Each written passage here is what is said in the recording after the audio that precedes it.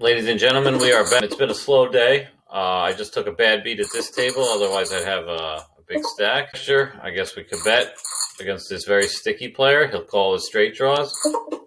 There's a 7. So I think we could check this back and then catch a bluff on the river. So let's see how much King G bets. Imagine I was able to get in a value raise. We got pocket queens up the I'll call that. Yeah, Queen 8 turned it into a bluff, so I like my check back. See what HD is doing. Imagine he has me. Oh, I got a set anyway, so we could check this, I guess. So this is very tough to play all these tables and talk to you. He jams, probably doesn't have pocket kings, has ace king. So he needs a 10. Doesn't get it. Check back against Becca bluffs, or she leads 70. I guess we just call that. Now we hit 2 pair, so I mean, I don't think she leads unless she has ace king. So let's see what kind of sizing she uses. Full pot, that's not good. We'll call that. And now we're going to fold the river. So she's probably just going to bomb again. Wow, she is one crazy lady. So Becca bluffs just destroys me every hand, all the time. Glad I got to show you all what it's like playing the 9 tables at once. This is probably a bad call with the Queen 10, and I wish he had more money. But I got Queen 10 suited. And King G is not going to be able to lay anything down if I hit something. And we flop a straight. So do we raise right away against King G? Probably. All right, so I'm going to bet a little bit here because I think he's going to be checking his sets. I'm not going to want this to check through. If he has pocket 7s, maybe he just folds. If he has some sort of weak ace, maybe he just folds. So that's disappointing.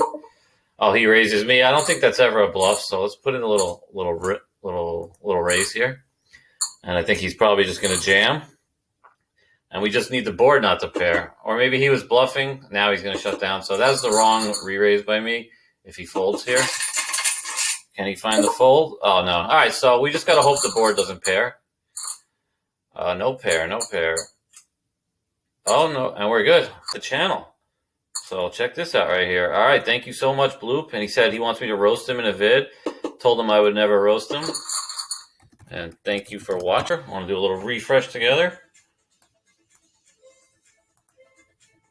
234.4. So modest win today. Maybe 2.5 buy-ins. I'll take it. Not every day can be like yesterday. But here's the bad beat we took where I had pocket jacks. And I know that he knows that I can't have a 7. And I wouldn't bet if I did. So he's going to rep a 7, and I wound up not believing him. Over here, he's going to put the check raise into $1.80. So I'm not believing it. Now he just puts me all in. So I got a decision to make. Yeah, if he does have a 7, he might play it like this because he might think I have ace king of diamonds. But I just don't believe him. And he had 4 or 5. Oh, so he had the flush draw. And then he just pushed once he picked up the open-ended straight draw. I called. And the river was an 8, giving him straight. So bad beat the diamonds. So he's still a mathematical underdog, even with the flush draw, obviously. So once the 6 of spades comes off on the turn, now he's still a big underdog. So with all the outs, because obviously the jack of diamonds is not an out, that gives me a boat. That's why you don't really want to chase flush draws on paired board. Big difference in the session. So there was a lot of big blinds in that pot, but what are you going to do? So let's go over a hand that we won. I opened the Queen 8 suited under the gun, which is a little loose. We get 1 call from a short stack. And villain calls.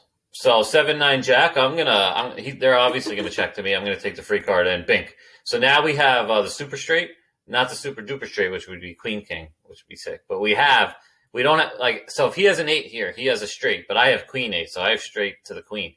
So I have a better straight than him. So I know this player type is never going to fold an 8. I was playing with him all day. This guy's not folding it, so I'm praying he has an 8. I actually check it again in case he does have king queen, because he was limp calling everything. So the problem is he's going to limp call king queen too. So he's going to limp call those ace 8s, all hands containing an 8, and hands that tie me, the other queen 8. But this guy is going to limp or just call his king queen. So he checks to me again. I got to start betting.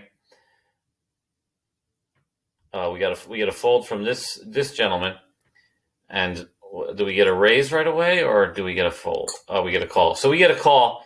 So now, like I said yesterday in the exact video, if you see just call and then lead the river from out of position into the razor, it's strength every time. So when he uses this size, I'm saying 8. So I got to get max value from an 8 because I have queen 8. I have the super straight. I don't have queen king though, and like I said, he's gonna do exactly this with queen king, but he's gonna have just an 8 a lot more of the time. So I'm gonna jam, and we're just gonna hope we don't get snapped. So we like no snap, and then he's never gonna lay down an 8, and he calls. Thank you for watching. Quick Poker is brought to you by Bosco's Beans. Link in description. See you tomorrow.